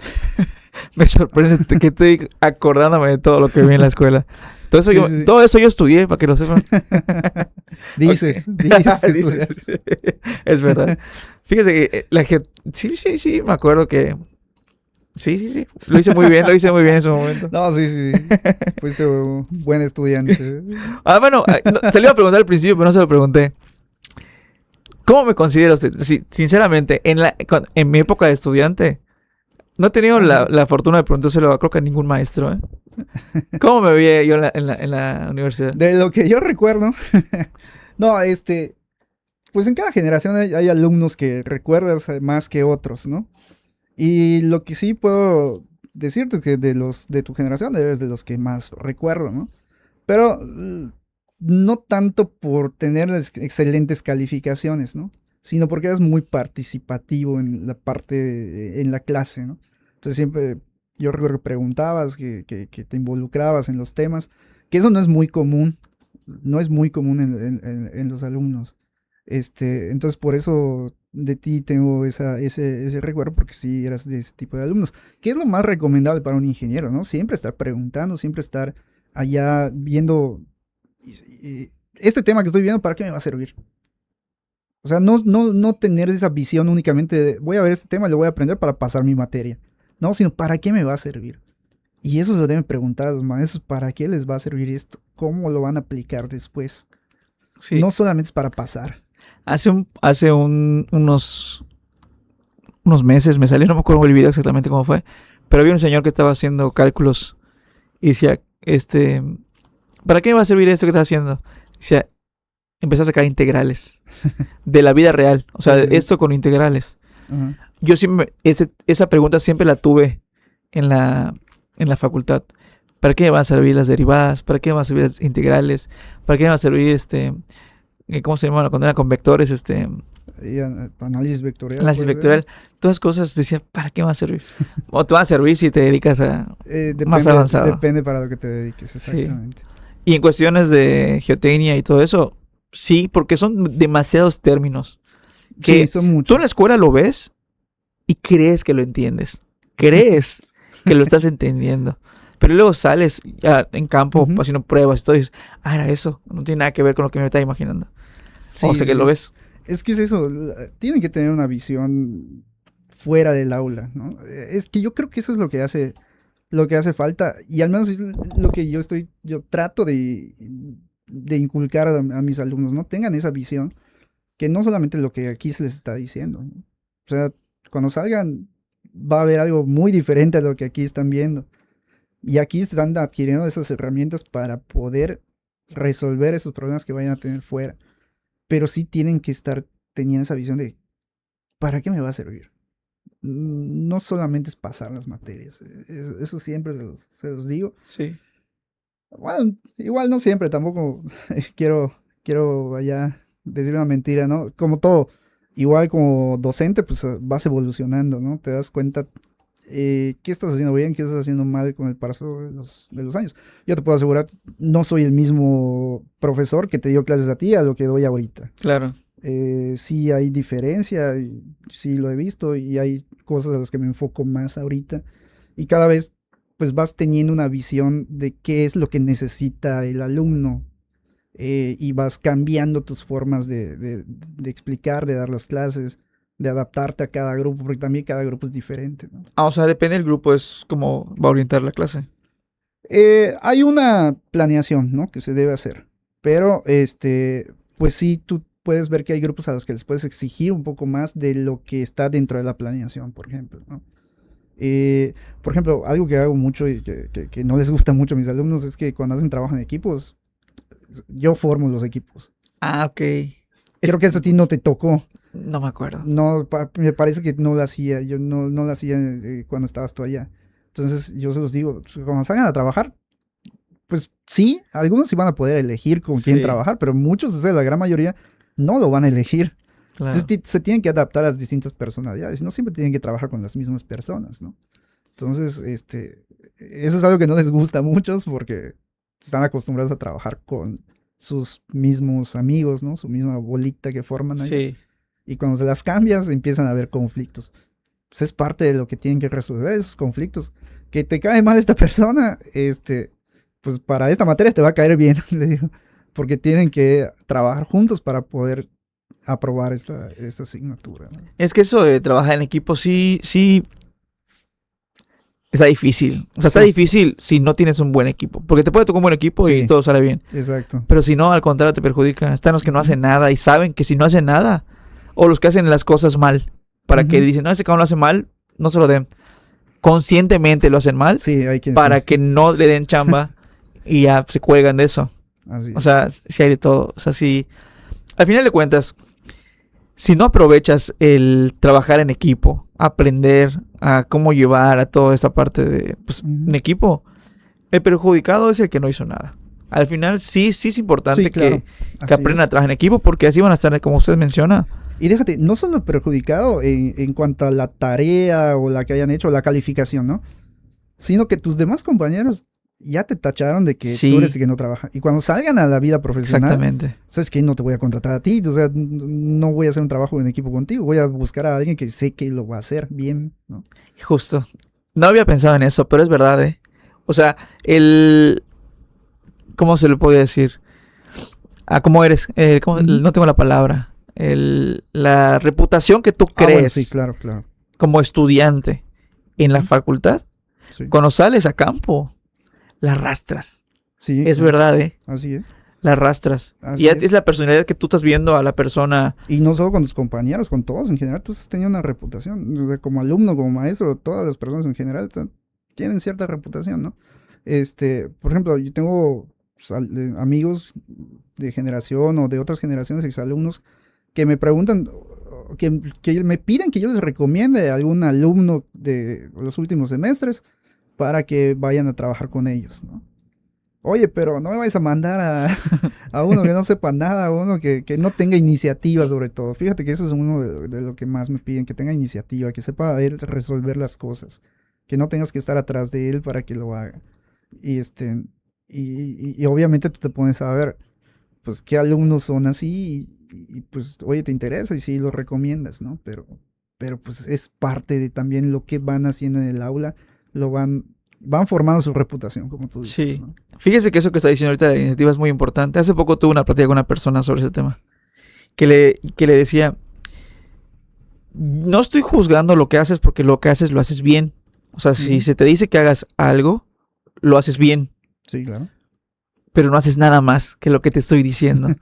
y yo creo que en la ingeniería tienes que ser proactivo. Sí, Que tú tienes que ver qué hacer. O sea, te van a decir, haz esto, pero tú tienes que abrir tu panorama. O sea, estoy haciendo esto, pero tengo que voltear hacia los lados y ver qué más voy a hacer. exacto. Para que tú mismo resuelvas lo que no se ha presentado, pero lo vas a resolver en algún momento. Eso lo está diciendo. Sí, y en todo en la vida así es, ¿eh? O sea, no te puedes quedar simplemente haciendo lo que debes hacer, sino que tienes que tener la iniciativa para tratar de ir un paso más adelante, ¿no? Ok. Sí. Ya estamos llegando a la parte final, que es el resultado de los estudios de los suelos, Okay. de la geotecnia. ¿Para qué? Pues para que se pueda hacer el diseño de la cimentación. Una vez que obtenemos los resultados, que ya me dijo que era capacidad de carga, ángulo de fricción. Sí, consolidación, asentamientos, pruebas de permeabilidad también son importantes para saber si el suelo donde vas a construir permite el paso del agua o no. Siempre le he dicho, o sea, a mis alumnos los digo, el principal enemigo para un ingeniero civil es la presencia del agua. El agua es vital y todo lo que quieran, pero para un ingeniero civil es el peor enemigo. El agua, la presencia del agua en los suelos reduce la resistencia del suelo, aumenta sus deformaciones, que son los efectos contrarios a lo que nosotros buscamos como ingenieros civiles. Siempre que vayan a hacer algún diseño, tienen que considerar las condiciones más desfavorables. ¿Cuál es esa condición más desfavorable? La presencia de agua en tu suelo donde vas a cimentar, ¿no? Entonces la permeabilidad es una prueba muy importante también para saber si muchas veces es inevitable que llegue agua a tu suelo. Pero, ¿qué va a pasar con esa agua? ¿Va a fluir? ¿Se va a ir por otro lado? ¿O se va a permanecer allá? Entonces, por eso necesitas saber esa permeabilidad del suelo. Es una prueba principal que muchas veces que es poco valorada, digamos, ¿no? Aquí, ¿cómo es el suelo en cuestión de permeabilidad? Pues, te digo, la gran mayoría construye en roca y hasta allá, ¿no? Y ahí no influye tanto, podríamos decir, la permeabilidad. La roca se considera como impermeable, o sea que no le llega agua. Que si el agua le llega, se va para otro lado, ¿no? Pero en suelos, aquí son suelos gruesos, hay suelos finos, ¿sí? Los suelos finos son los que generalmente retienen agua. Pero hay muy poca presencia de suelos finos aquí en Yucatán, ¿no? Que también le llaman arcilla, el suelo fino. No sé si has visto el suelo rojo, el cancap, que le llaman cancap. Sí. Que todo el mundo dice que es arcilla. y lo trata como arcilla, pero la verdad es que es muy poco plástico ese suelo, entonces más bien tiene como que comportamientos de limo y no de arcilla. Que tiene buena resistencia, pero cuando está en contacto con agua, Se disuelve. exactamente, ahí es donde viene el problema. Ok. Entonces, por eso también son importantes esas pruebas de permeabilidad. Ok, una vez teniendo los resultados del laboratorio, usted ya... ahí tengo esa duda. ¿Quién es el que hace el diseño de la cimentación? Ok, el diseño de la cimentación tiene que tener varios diseños, digamos, o abordarlo desde distintos puntos de vista. Desde dos puntos de vista, el punto de vista geotécnico y el punto de vista estructural. Ok. Y dentro del punto de vista geotécnico también hay como que dos puntos de vista. Desde el punto de vista de resistencia del suelo y desde el punto de vista del asentamiento del suelo. O sea, tú puedes dar una solución del tipo de cimentación en base al diseño geotécnico, pero tienes que hacer como que esas dos revisiones, por resistencia y por asentamientos. Y te va a dar una solución, ¿no? La que cumpla con ambas condiciones, pues es la que finalmente tú das como solución. Pero aparte luego tienes que ver con el estructurista si el resultado o el diseño que él da de manera estructural coincide con el tuyo, y a veces algunas veces va a regir la condición estructural, algunas veces va a Así regir la puede condición pasar. geotécnica, ¿sí? Sí, claro. O sea, pero me refiero... es que muchas veces yo creo que así sucede. Primero hacen el arquitectónico, luego hacen el estructural y luego ven si el suelo aguanta. Exacto, y cuando debe ser. Y cuando el suelo no aguanta, pues modificar todo el estructural. Ujú. O como ya está hecho el estructural, el geotecnista tiene que adaptarse, como usted menciona, Sí. al estructural. Sí puede pasar eso. Tiene que ser una solución conjunta, ¿no? Sobre todo en grandes proyectos. Tienen que estar muy en contacto el geotecnista con el estructurista y ambos dar esa solución. Me ha tocado ver en algunos casos que el que hace el diseño, aquí en Yucatán, ¿no? El que hace el diseño de la cimentación ese es el estructurista. Sí. Y está bien, ok. De manera estructural está bien esa cimentación. De forma más recomendable, debería haber un geotecnista para llegar a una solución conjunta. Que no se hace aquí en Yucatán, por lo que te digo que las condiciones de acá de geotécnicas son muy favorables. Entonces, probablemente sí vaya a regir siempre el estructural al geotecnista, ¿no? No en todos los casos va a ser así. Pero, según yo, por eso es que lo diseña un estructurista acá. Comúnmente la cimentación la da... Y creo que supone parámetros del suelo que ya los da por... O mandan a hacer un estudio de mecánica de suelos únicamente para saber la estratigrafía, y ahí hay algunos parámetros que se necesitan para que el estructurista lo tome en cuenta. Y a partir de allá ya el estructurista da esa solución, ¿no?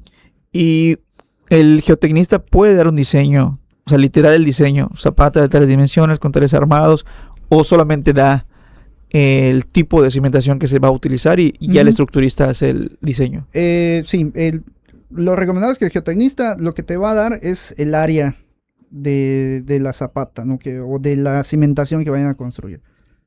O el tipo de cimentación que vayan a construir con el área en planta.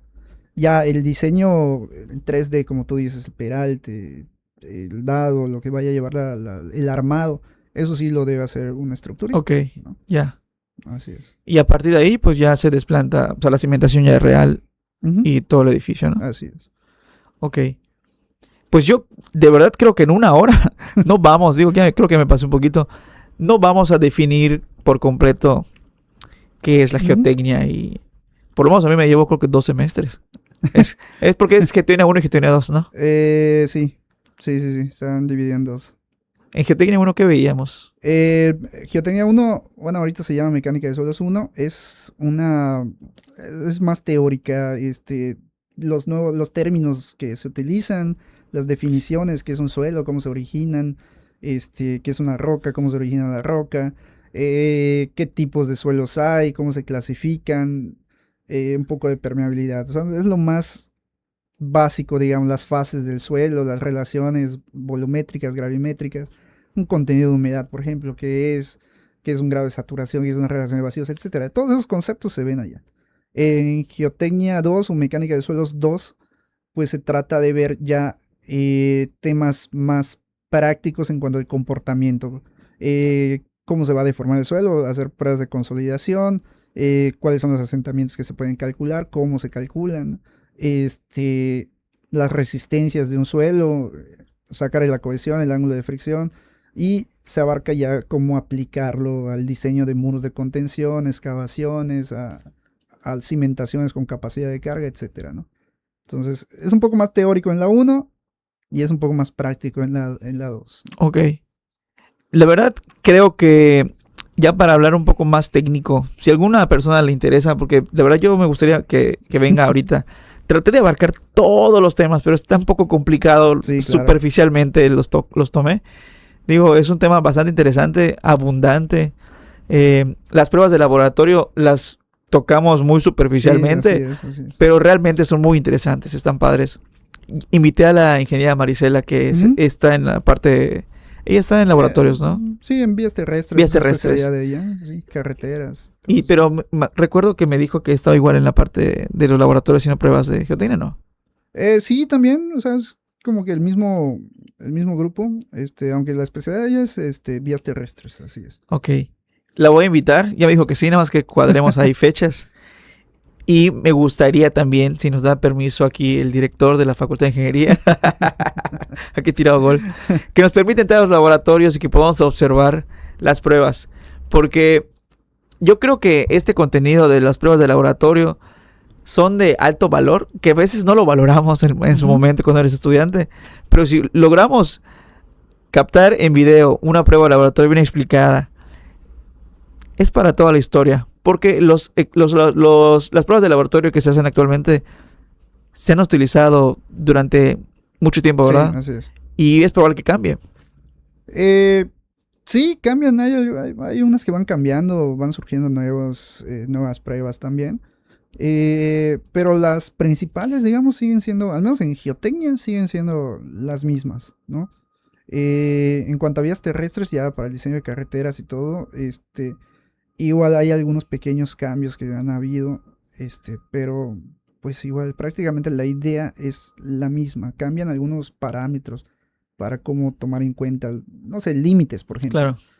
Pero las pruebas prácticamente son las mismas de hace años, ¿no? Ok. Pues, ingeniero, de verdad, la parte más triste del podcast es cuando nos despedimos. Un placer que haya venido. No sé si quiere aportar algo más sobre el tema.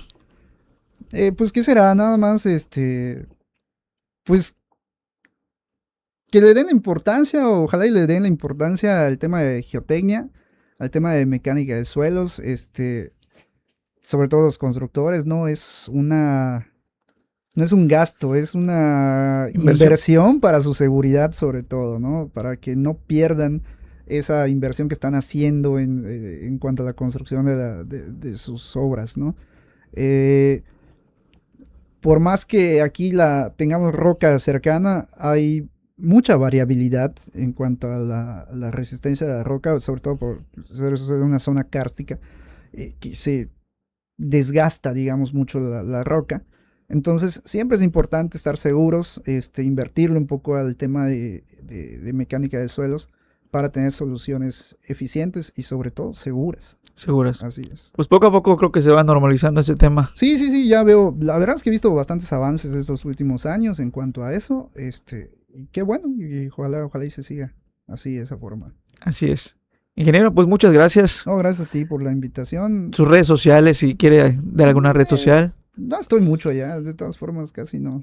Bueno, lo pueden encontrar en la Facultad de Ingeniería. En la Facultad de Ingeniería me pueden encontrar, ahí sigo dando clases, también veo la parte del deporte allá en la facultad, entreno a los chavos de fútbol, entonces es de dominio público mi teléfono allá también y todo. ¿Algún tema particular donde usted se dedique a hacer ese tipo de estudios o de trabajos? Pues contactarme por, pues igual, redes sociales, o estoy en Facebook, en Instagram con Javier Amaya, o mi correo electrónico. Así que me lo da y lo ponemos. Correo electrónico para sí. trabajos igual, particulares que quieran hacer con usted. Exacto. Entonces, cualquier cosa, pues ahí estamos, ¿no? Ok, perfecto. Perfecto, Adrián. Pues ingeniero, muchísimas gracias. No, gracias a ti por la invitación nuevamente. Y un saludo para mis alumnos que seguramente me estarán diciendo algo. No dijo nombres, ¿eh? Cuando dijo que a quién recomendaría, yo estaba esperando que diga el nombre de algún alumno. No dijo ninguno. No. A ninguno diría ahorita. No, ahorita no se puede recomendar, no. Ok, muy bien. Pues amigos, espero que les haya gustado este capítulo. Yo lo disfruté muchísimo. Me hizo recordar mi época de estudiante. Ya me dijo el ingeniero que era buen estudiante, quién sabe. lo vi un poco comprometido. Buen estudiante, nuevamente aclaremos, buen estudiante para mí no es el que saca las mejores calificaciones. Porque no sacaba muy buenas calificaciones. No solamente es eso, ¿no? O sea, es un conjunto de todo, claro. ¿No? Participar, dedicarse a otras cosas, porque no hay muchos que tienen muy buenas calificaciones, pero que están dedicados únicamente al estudio, exactamente. Entonces hay que vivir la vida, no solamente es la parte académica, ¿no? O sea, ir a fiestas, obviamente con sus reservas, con todas sus precauciones también, participar en deportes, es muy recomendado de mi parte, participar en deportes sobre todo, te ayuda el trabajo en equipo, te ayuda a una buena salud, te ayuda a pensar en la toma de decisiones, entonces muy recomendado también esa parte. A mí me gusta mucho involucrarme en ese tema de deporte, sobre fútbol. Todo. A mí me gusta el fútbol, pero todo el deporte en general, ¿no? O sea, y me gusta practicar, no me gusta tanto ver fútbol, no soy de ir a ver algún partido o algo por el estilo, ¿no? ¿Qué posición juega usted en fútbol? Jugaba, empecé de portero, terminé de delantero, fui pasando por varias etapas, ¿no? Nunca fui tan bueno, pero pues me gustaba. Lo importante es la diversión. Exactamente. Así es. Pues amigos, espero que les haya gustado. Ya les dije. Suscríbanse, dejen un comentario. Estamos en todas las redes sociales. Estamos en YouTube, en TikTok, Instagram, Facebook y también en Spotify. Esto fue todo por el día de hoy. Nos vemos en otro podcast de Ingeniería en Directo. Bye. Hasta luego.